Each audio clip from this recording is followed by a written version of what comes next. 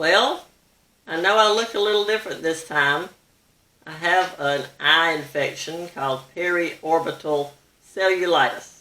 It's not contagious, but it just looks sort of funny. So, I'm sorry it's that way, but maybe I'll look better next time.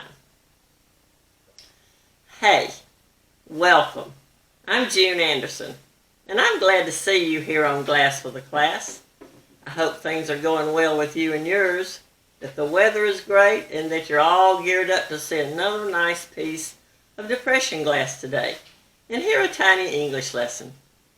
Today we're looking at a pattern from the Federal Glass Company called Sharon. Its nickname is Cabbage Rose. See the pretty little rose pattern all around? This is a 9-inch plate.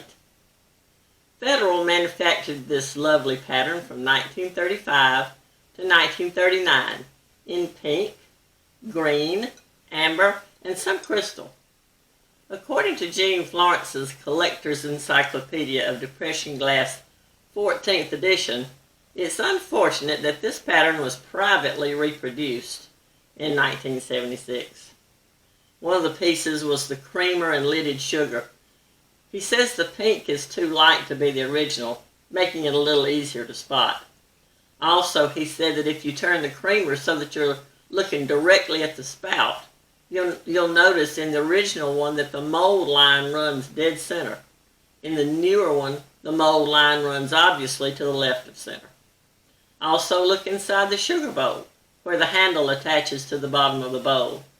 In the newer bowl, where the handle is attached, looks like a perfect circle, whereas in the older bowl, it looks like an upside-down V-shaped teardrop. He also says that the knob on the sugar bowl lid is perfectly smooth where you grip it to lift it, and the old knob has a mold seam running mid-circumference like an equator. He says on the old salt and pepper shakers, the roses are very clear, but on the newer ones they are wobbly, poorly drawn circles.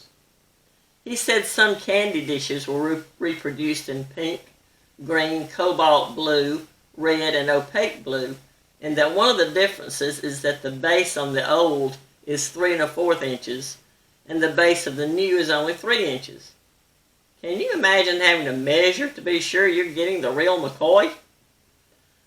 But people are particular and very serious about their collectibles.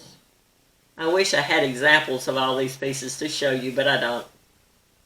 Well, let's set this aside and talk about today's little English lesson. It's a super short one.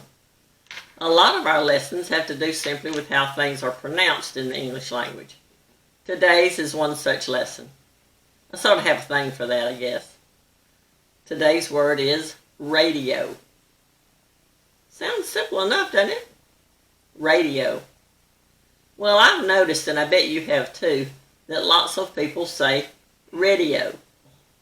Like that first vowel is a short E instead of a long A. It's radio, not radio. Now, I'm sure you know I didn't find the word radio or radio in the Bible. If you do, I want you to let me know. But there are verses pertaining to hearing. We hear a radio, and we hear God when He speaks to us in the Bible.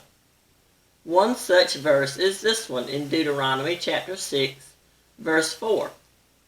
Hear, O Israel, the Lord our God, the Lord is one. Well, that was short and sweet today, and I hope you enjoyed it, and will join us next time when we'll look at more beautiful glass. I hope your days ahead are great. God bless you and yours. Bye-bye.